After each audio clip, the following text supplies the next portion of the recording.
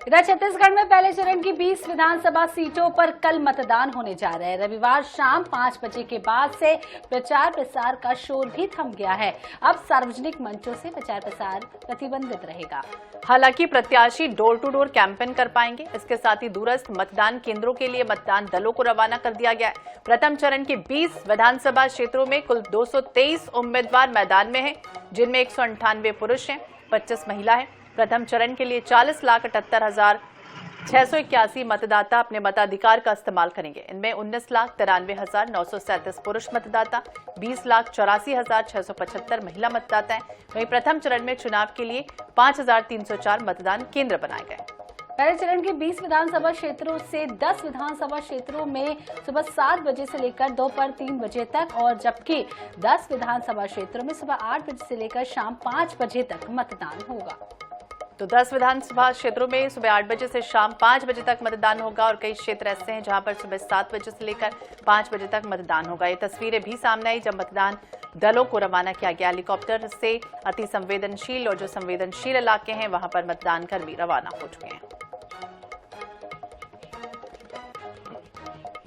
बस्तर से ज्यादा जानकारी के लिए हमारे साथ जीवनंत हलदर हमारे सहयोगी हमारे साथ जुड़ गए हैं। जीवनंत, किस तरह की जानकारी हो कि तैयारियां पूरी हो चुकी हैं, चुनाव प्रचार थम चुका है लेकिन डोर टू डोर कैंपेन जारी है, ऐसे में कल पूरी तरह से तस्वीरें साफ होती हुई नजर आएंगी? निश्चित रूप से लोकतंत्र के महापर्व जो कल संपन्न होगी, इसी को लेकर प्रशासन कहे चाहे पुलिस प्रशासन ये पुख्ता इंतजाम कर दिया है। जहां अति संवेदनशील क्षेत्र के जो मतदान कर्मियों को वो उनको रवाना किया गया है, हेलीकॉप्टर से रवाना किया गया है। जो आज जो मैदानी क्षेत्र में जो मतदान कर्मी है उसे रवाना करने की जो प्रक्रिया है वो शुरू कर दी गया है। इस वक्त मैं जहाँ स्ट्रांग रूम है वहां पर मौजूद हूँ। आप देख सकते हैं कि सुरक्षा का पुख्ता इंतजाम है। तमाम जो मतदान कर्मी है वो अपने अपने जो बैलेट जो ईवीएम मशीन है वो ले रहे हैं, कहा किसको जाना है, किस समय वहां पर पहुंच रहे हैं। तमाम जो जानकारी यहाँ पर जो ऑब्जर्वर है वो यहाँ पर पहुंच चुके हैं और सभी को बारी बारी से ये समझा दिया जा रहा है कि आप समय पर पहुंचे और मतदान संपन्न कराएं। तो कुल मिलाकर कहा जा सकता है कि जो मतदान कल होना है इसे लेकर चुस्त दुरुस्त ये पुख्ता इंतजाम देखा जा रहा है। आपको बता देना चाहूंगा, अगर बस्तर क्षेत्र की अगर बात की जाए, बस्तर क्षेत्र में 3 विधानसभा क्षेत्र है जहाँ पे 26 जो प्रत्याशी है वो चुनावी मैदान में है और जहां चित्रकूट को एक मैदान जो विधानसभा क्षेत्र है वो संवेदनशील क्षेत्र है और इसे देखते हुए 7 बजे से लेकर दोपहर 3 बजे तक के मतदान की जाएगी और बाकी जो बस्तर और जगदलपुर की जो मतदान होना है वो 8 बजे से लेकर शाम के 5 बजे तक के मतदान किया जाएगा। तो इसी को देखते हुए तमाम जो करीबन 678 जो मतदान केंद्र है उनके लिए यहाँ जो मतदान कर्मी है वो एकत्रित हुए हैं और उन्हें आप सुबह से ही रवाना कर दिया जा रहा है। तो कुल मिलाकर कहा जा सकता है कि ये जो मतदान होना है इसे लेकर लोगों में तो जागरूक किया गया है, लेकिन प्रशासन और शासन की अगर बात की जाए वो भी अपने दुरुस्त मुस्तैदी से ये काम कर रहे हैं। कल लोकतंत्र के महापर्व है और इस महापर्व को अच्छे से निपटाया जाए, अच्छे से किया जाए, यही प्रेरणा लेकर तमाम जो प्रशासन अधिकारी है वहां पर मौजूद है। जीवन, बस्तर की बात करें तो काफी यहाँ पर कई ऐसे एरियाज हैं जो काफी सेंसिटिव हैं, नक्सली के गढ़ माने जाते हैं।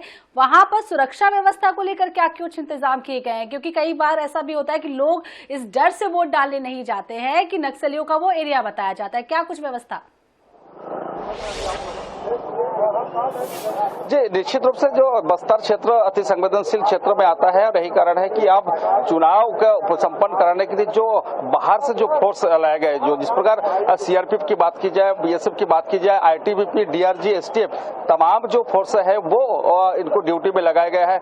और आपको एक भी बात बता देना चाहूंगा, जो अंतर्राज्यीय जो सीमाएं हैं जैसे आंध्रा, तेलंगाना, महाराष्ट्र और उड़ीसा, यहाँ के जो सीमावर्ती इलाके में है वहाँ पे उड़ीसा के जो स्पेशल फोर्स है वो हमेशा सर्चिंग किया जा रहा है। सभी सीमाओं को सील कर दी गई है क्योंकि जिस तरह से लगातार जो नक्सली जो वारदात करते आ रहे हैं इसे देखते हुए पुलिस और ज्यादा सतर्क हुआ है और अधिक बल वो लगाया गया है। चाहे रोड ओपनिंग की पार्टी की बात की जाए, चाहे बीडीएस टीम की बात की जाए, वो तमाम चप्पे चप्पे में अपना काम कर रहे हैं और इसी के साथ ही जो पेट्रोलिंग जो पार्टी है वो लगातार पेट्रोलिंग किया जा रहा है ताकि लोग निर्भीक होकर इसे मतदान किया कर सके।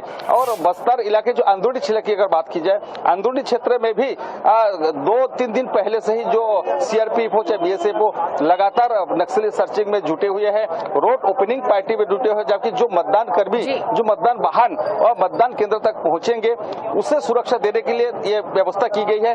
और यहाँ से सखी जवान के जो यहाँ पर स्ट्रांग रूम है, बिना परिचय पत्र के यहाँ पर किसी को अंदर जाने नहीं दिया जा रहा है। यही कारण है कि यहाँ पर सुरक्षा का पुख्ता इंतजाम है ताकि शांतिपूर्वक ढंग से इस मतदान को संपन्न किया जा सके।